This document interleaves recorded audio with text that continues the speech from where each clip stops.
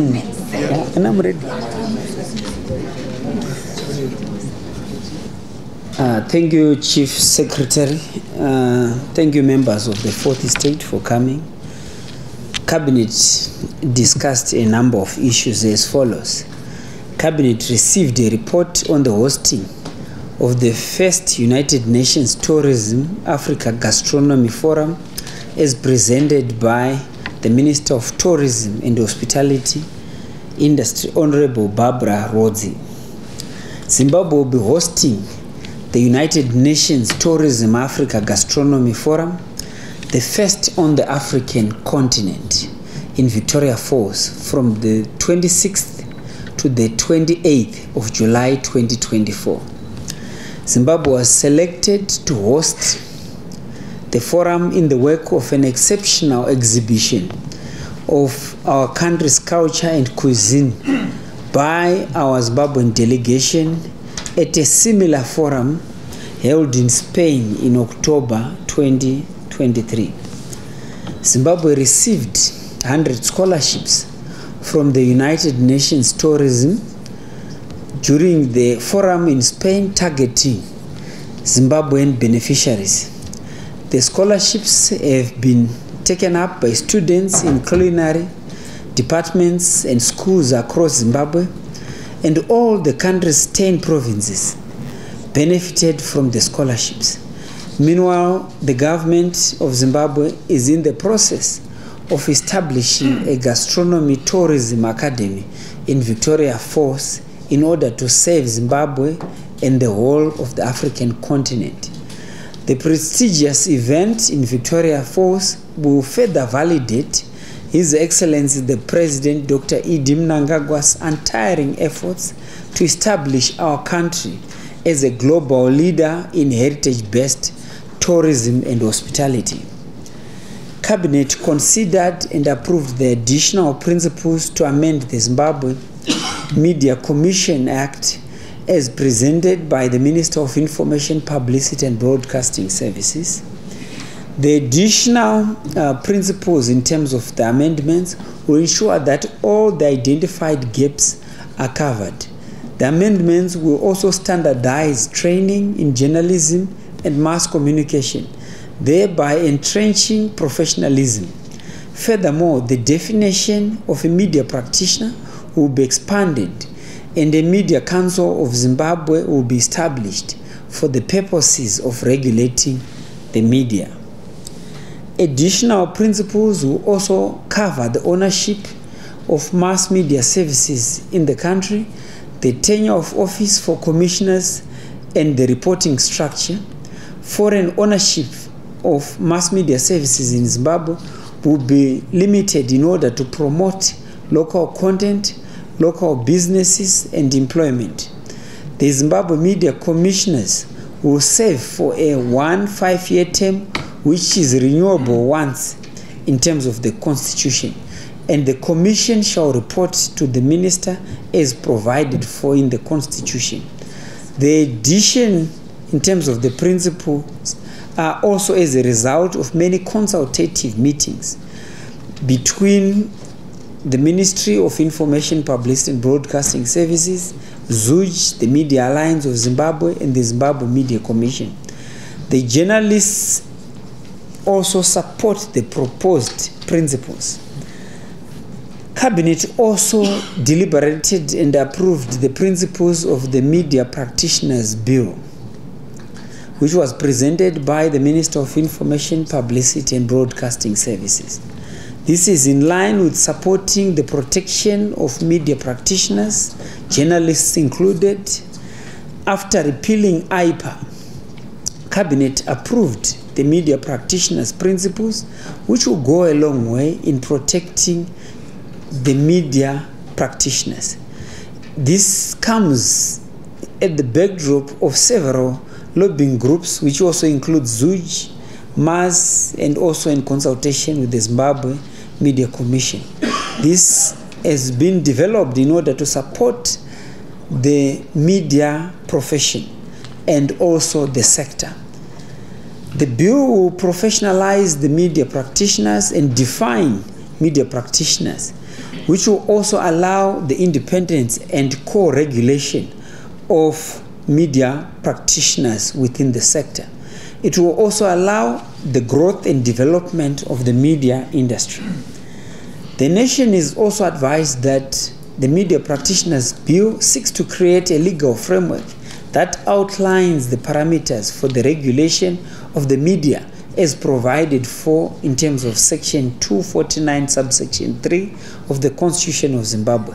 This entails the creation of the Zimbabwe Media Practitioners Council, which will be responsible for the regulation and enforcement of professionalism among all media practitioners.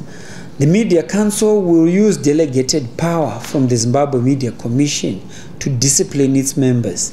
The Media Practitioners Council will also deal with conduct and ethics, and media practitioners or councillors will be elected, including an addition of nominees from the Editors Forum, public media institutions, private media institutions, the academia, freelance media practitioners, and many others. Cabinet also considered and approved the principles for the additional amendments to the Broadcasting Services Act, which were presented by the Minister of Information, Publicity and Broadcasting Services. As the nation may recall, the first set of principles for the amendment of the Broadcasting Services Act were approved by Cabinet in 2019. The proposed additional principles are therefore meant to address shortcomings which were identified in the development.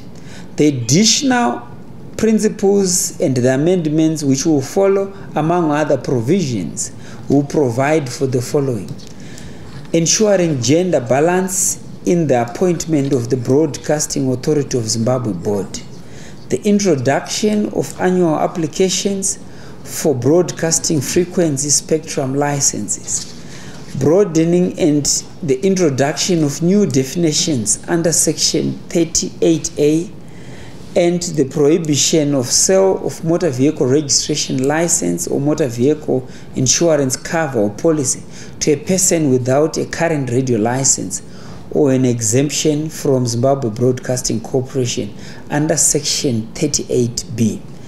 In terms of the amended Act, the Zimbabwe Broadcasting Corporation revenue base will be broadened, since it will be mandatory for all motorists to have current radio licenses before either disposing their vehicles or on purchasing motor vehicles. Cabinet received and adopted the update on the summer marketing and winter cereals plan, which was presented by the Minister of Lands, Agriculture, Fisheries, Water and Rural Development, Dr. Anxious Jongwe Masuka.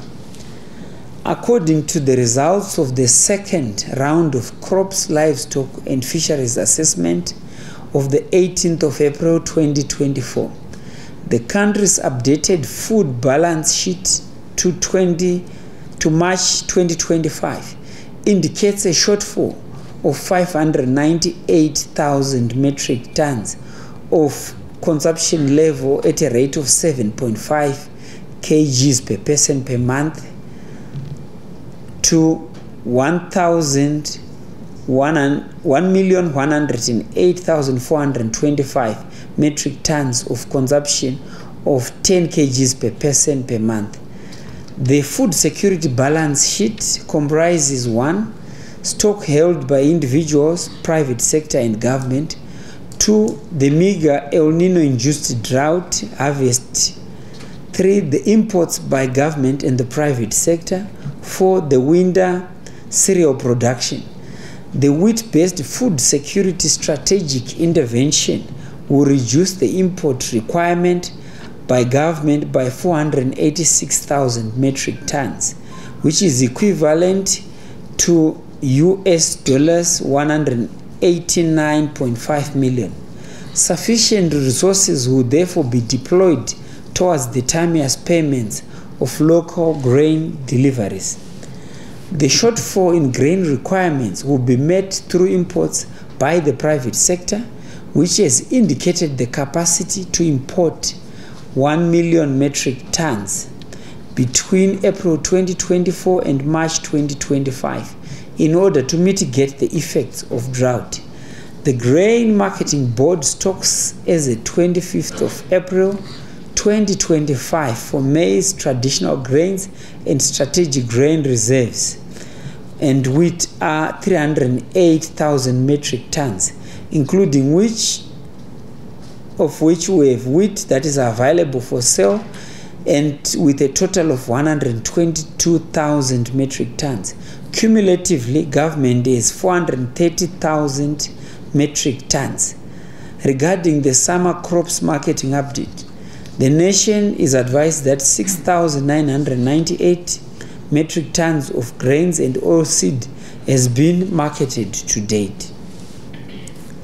A total of 142,000 hectares is being earmarked for irrigation, and the various crops planted for winter production are wheat on 120,000 hectares, barley on 7,000 hectares, maize or sorghum on 3,200 hectares, and potatoes on 6,750 hectares, to produce over 800,000 metric tons, of which 600,000 metric tons shall be wheat for food security. The wheat production hectarage will be sponsored by the banks, the Presidential Input Scheme, ADA, and the Food Crop Contractors Association, and self-financing. To date, a total of 60,139 hectares has been contracted under various schemes, out of which 1,352.5 hectares has already been planted. The government and stakeholders are tracking 11 winter wheat production enablers, mainly power, water, seed, fertilizer, fuel, farmer outstanding payments, finance, coordination, monitoring and evaluation, migratory pests, mechanization, and chemicals. Despite the El Nino-induced drought and declaration of the state of disaster by His Excellency the President, government would like to assure the nation that there are sufficient plans to provide affordable grains through sale and also through the social welfare channels till March 2025, when the next harvest is expected. Cabinet received reports on progress made in the implementation of priority projects for the first 100-day cycle of 2024, as presented by the Ministers of Health and Childcare, Energy and Power Development, and Higher and Tertiary Education, Innovation, Science and Technology Development. The Acting Minister of Health and Childcare, Professor Paul Mavima, reported progress on projects under the Ministry of Health and Childcare as follows: the construction of pharmacy stores at Lombotombo Clinic, in Marondera, Nyamzuwe and Makosa Rural Hospitals, and Kondoma Clinic in Mtoko, Chiveso and Katanya Clinics, Bindura, Guruve and Kemtamba Clinics in Guruve, and Gonono Clinic in Mbire are 95% in terms of completion. The refurbishment of the genomic sequencing laboratory at Salimu Gabe Central Hospital is at 80% in terms of completion. The installation of X-ray machine at Victoria Falls Hospital is at 95% in terms of completion. The construction of a mega water tank at Chitungwiza Central Hospital is at 50% in terms of completion. The construction of an incinerator at Salimu Gabe Central Hospital is at 65% in terms of completion. The Minister of Energy and Power Development, Honorable Ed Kamoyo, reported progress on projects being undertaken by his ministry as follows: the 132 kilovolt line under the Alaska Karoi Power Transmission Rehabilitation Project was successfully completed, energized and commissioned in March 2024. The 200 kilowatt Hakwata Community Solar Project in Chipinge District was completed and commissioned, together with the construction and installation of 90 biodigesters, the antenna wiring and installation of 80 households, and the drilling of 3 boreholes. The project will benefit 12,500 people directly. The 120 kilowatt Chitulipasi solar project in Beitbridge District is now 85% in terms of completion. And on completion, 27 homesteads, a primary school, a clinic, the Zimbabwe Republic Police and reader camps, and a business center will be connected to the solar grid.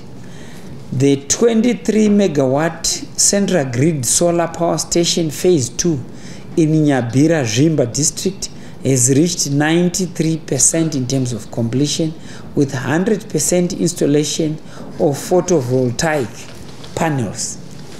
The Minister of Higher Education, Innovation, Science and Technology Development, Professor Emon Muruira, reported progress on projects under his purview as follows.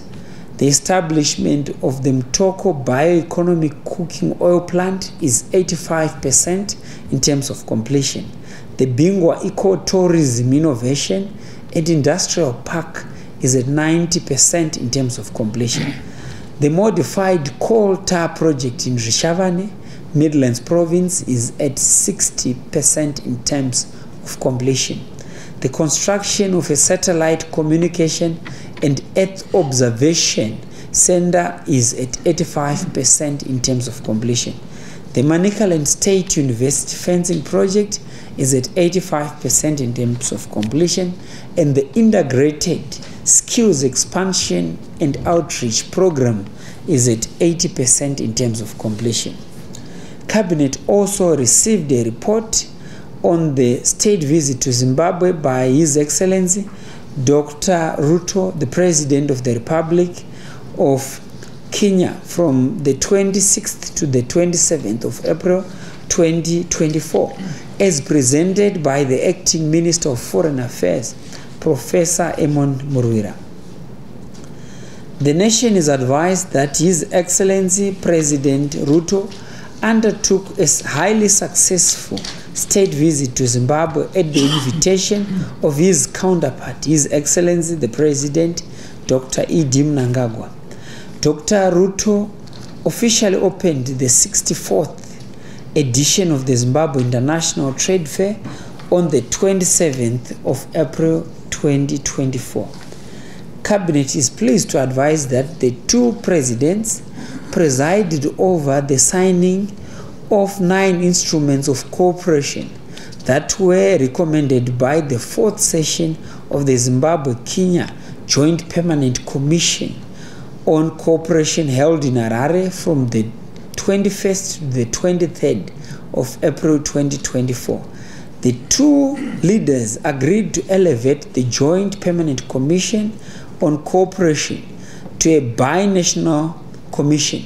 His Excellency President Ruto offered to host the inaugural binational commission in Kenya in 2026. President Ruto also thanked the government of Zimbabwe for the donation of 100 metric tons of oxygen to Kenya during the height of the COVID-19 pandemic in the previous years. The Kenyan president pledged to donate food products to Zimbabwe valued at $1 million. The donation also includes 30,000 bags of maize. Cabinet also received and adopted the report on the official visit to Tehran by the Honorable Vice President Dr. CGD Chiwenga, which was undertaken from the 26th to the 30th of April 2024. The Honorable Vice President represented His Excellency the President Dr. E.D. Mnangagwa as the guest of honor at the 2nd Iran-Africa Economic Conference held in Iran. The objectives of Zimbabwe's participation at the conference were to explore opportunities for economic multi-sectorial cooperation and to gain insight into the progress made since the signing of the 12 memorandums of understanding with Iran.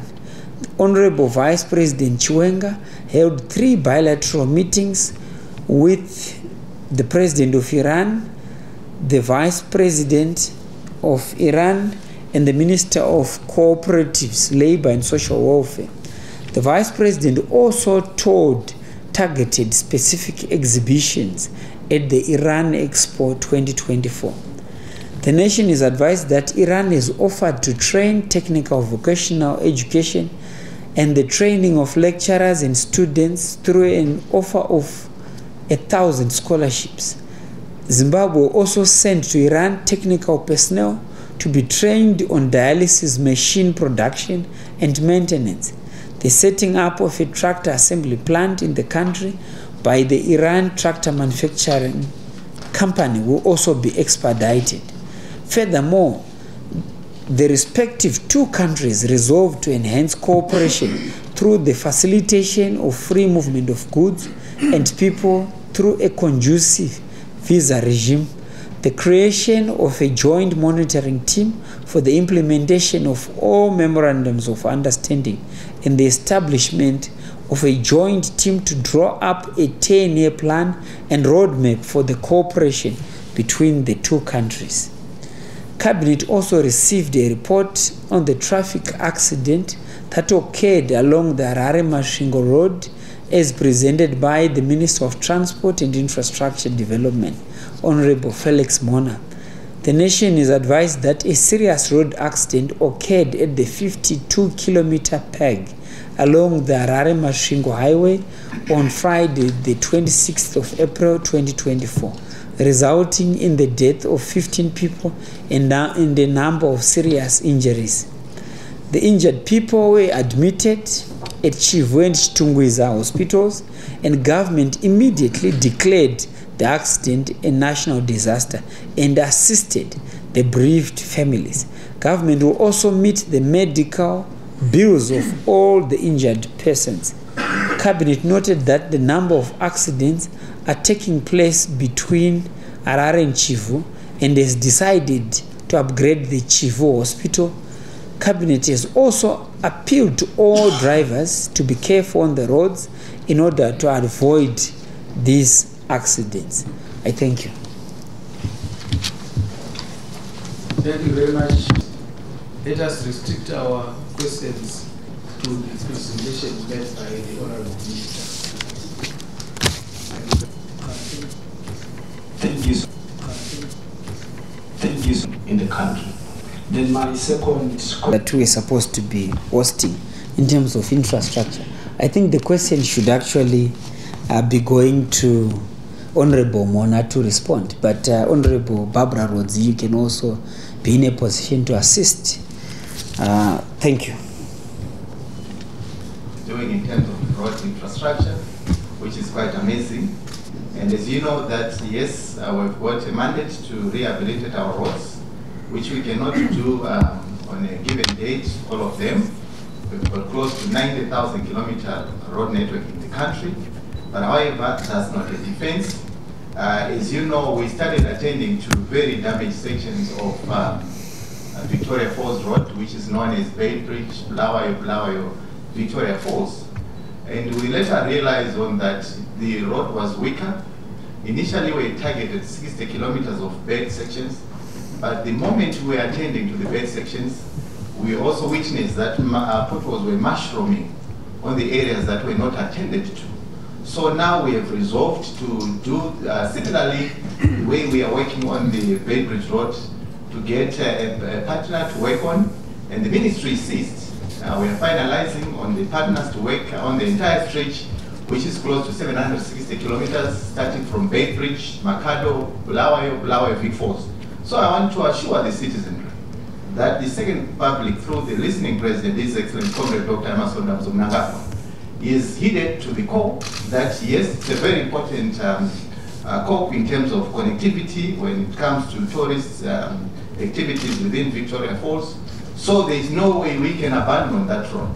And I want to assure this august forum that we are descending on the Vic Falls, and the contractor is attending, just managing the road so that it is trafficable. But the long and sustainable solution to the road is to rehabilitate, reconstruct the entire road network when it comes to the Victoria Falls. But I want to thank you, and also to allay the fears that it is an neglected road. Thank you, Honorable Chair. Thank you, Honorable Minister. There won't be any reintroduction of exorbitant fees, that I can assure you, comrade journalist. This is just a coordination of revenue streams in terms of the Broadcasting Services Act. The additional principles are there to ensure that we deal with a lacuna within the Broadcasting Services Act in terms of revenue generation. Because you know the efficiency of a state or a government is in its coordination in terms of revenue streams. So this is precisely the issue. This is a listening government, and there won't be any exorbitant fees, I can assure you that. Theophilus, perhaps you can rephrase your question again. Thank you so much. Perhaps we could start with Honorable Mona, then we also... Yes, I do concur. The scenario that we have on our roads is not pleasing. And as a country, we cannot continue losing our precious lives through roads. And once again, due to the wise counsel of His Excellency, during the budget process formulation and through the August House, a proposal was made by the Minister of Finance pertaining to the third party, and I'm sure maybe the Honorable Chair will buttress that point. But the essence and the jinx of that proposal was to make sure that whatever is being collected through third parties will then be channeled, especially through our hospitals, so that we cater for those who are actually injured during disasters that we have, as we have witnessed recently.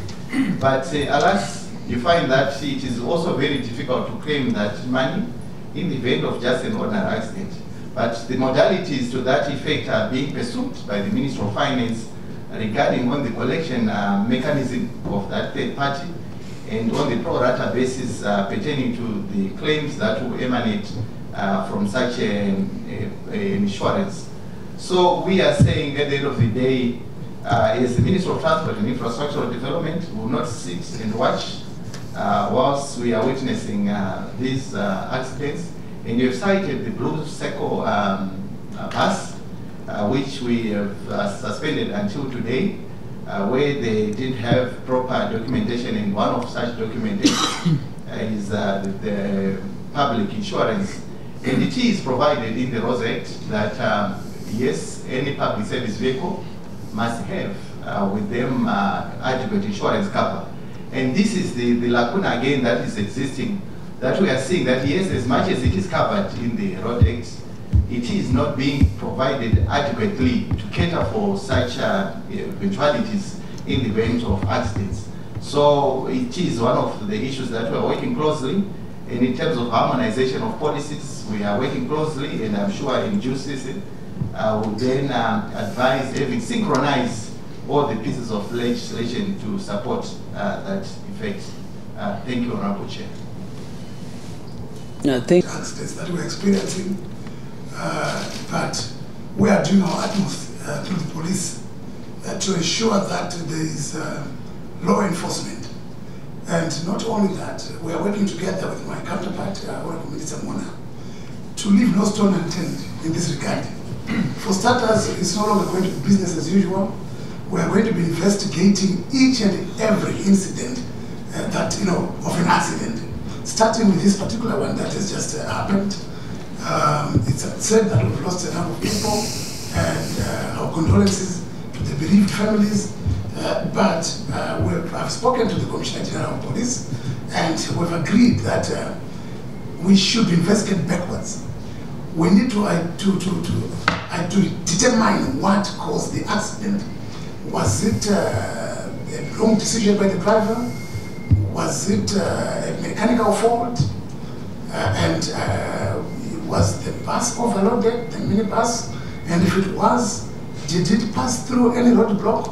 And if it did, why was that not corrected? So it's not going to be business as usual. We're going to interrogate each and every accident to get to the bottom of it. So we are saying to the police officers, please let's do our jobs as mandated by the laws. We should not allow vehicles that are not fit for road to pass through a through a roadblock. Neither should we allow drivers that are not fit for purpose to pass through a roadblock. If anything happens as a result, if a vehicle that has passed through a roadblock that you are manning is involved in an accident and the investigations reveal that that vehicle was not supposed to pass through that roadblock, then you will be unaccountable, you will be answerable. So we are doing that as an intervention to ensure that we bring sanity on our roads. But secondly, we are also working together with my counterparts to ensure that we will equip our police officers to be able to carry out their mandate, to be able to account for those who are driving under the influence of alcohol and drugs and substances, because we are aware that those could be other reasons why we're ending up with these accidents. So I'm happy to inform this August Forum that we now do have the equipment. We just need to finalize a few things that can be used to test, to do some spot checks to see if one is under the influence of drugs or alcohol. That's the second intervention. We are also deploying electronic management, traffic management systems. It's work in progress, which will result in the deployment of cameras on our roads and on our crossing points, which will in turn eliminate the human interference so that we ensure that we don't have people who forget to do what they are paid to do and instead engage in corrupt activities. So these are some of the interventions that we are making as government and as Minister of Home Affairs. Thank you very much. Thank you, Honorable. Yes, topical, even from the legislative perspective, where awareness in terms of public consultations were ongoing, and even through the Committee on Transport and Infrastructural Development. And the matter has been cascaded to Cabinet, and now the matter is before the Cabinet Committee on Legislation, where we are perfecting the bill. And if it's ready, then we'll table it and broadcast it accordingly. But it is one of our agent matters that we are working with pertaining to the Road Accident Fund. Thank you, Honorable Chair. The secretary is into the process. However, for the country, we monitor pests through a very robust surveillance system. We've established the Department of Migratory Pests specifically to respond to climate change-induced pests and diseases. With Zimbabwe predicted to become drier in the decades ahead, it can be expected that pests and diseases will increase, not just for crops. Humans, malaria will be found in higher elevation areas because it's going to be warmer. Tsetse fly, which is predominantly in the lower veld, will also now begin to encroach to other warmer areas. We anticipate that the fall armyworm, for example, that was detected a couple of seasons ago and has become endemic in the country, will continue to cause havoc. We've seen more incidences of this pest this year, and as a result, government has responded by distributing fall armyworm chemical to each of the 1.8 million rural households, and we expect to continue with this. We've also noted that although we have set up ward and village-based surveillance systems within the Agritech system, that is insufficient. When there is an outbreak, invariably there's lots of damage, especially if this happens at the crop stage, at 5-6 leaf stage. So we want now to be able to utilize technology to assist us in the monitoring of these pests and diseases. So government is very alert to this. We have not seen any specific diseases associated with the El Nino and the drier period. It can be expected, however, from knowledge of pests and diseases, that you can expect an increase in the bacterial diseases with heightened temperature. So government is on the lookout and will continue to be as vigilant as is humanly possible. Thank you. Who is your Secretary General, Mr. Hlongwane, that the principles that we were pushing for as Zuji and MAS were adopted by Cabinet today. That now work has to start in consultation with the Zimbabwe Media Commission. This is a project and amendments and a bill in terms of development that has been pushed by media practitioners, and he is there to confirm and attest and verify that this is one of the developments in terms of the media that you have been so passionate about as media practitioners, that will professionalize the sector. So perhaps you can confirm, Mr. Hlongwane, as Secretary General of ZUJ. Thank you, Honorable Minister. Well, just to say, indeed, there have been engagements. Kazembe, over to you. Thank you, Honorable Chair, for being so generous to share your infrastructure gadgets, which is quite unique. But before I proceed with your indulgence, Honorable Chair, my colleague, Minister Honorable Kazembe, talked about the issues to do with accidents that is no longer business as usual. And we've actually investigated, which is the recent case of the Beatrice accident, and also to appraise this August House that the driver did not have relevant competence to drive public service vehicle according to Road Traffic Act, and therefore the operator's license is going to be cancelled and the driver is going to be charged. So I'm sure we'll issue a statement to that effect. And I'll proceed to our joint statement, which is by the Minister of Transport and Infrastructural Development, myself, and Minister of Home Affairs and Cultural Heritage, Honorable Kazembe, urging motorists to exercise caution during the Workers' Day holiday. With the Workers' Day holiday upon us, many people want to commemorate this day with family and friends. Road safety has a sharper focus during this period, with more people traveling to various holiday destinations to spend this day with their families. Motorists are urged to make their holiday journeys safer and smarter by preparing well and making the right choices. This is a special time for our nation, and no holiday should be marred by a road crash that could be easily avoided. Government would also like to appeal to operators of public service vehicles and private motorists not to use defective and unroadworthy vehicles. Operators are also strongly urged to desist from the habit of overworking their drivers, which results in driver fatigue. Drivers should stick to regulated speed limits, as speeding is one of the major causes of fatal road crashes. Driving under the influence of alcohol, drugs, and substance is a punishable offense and is totally unacceptable.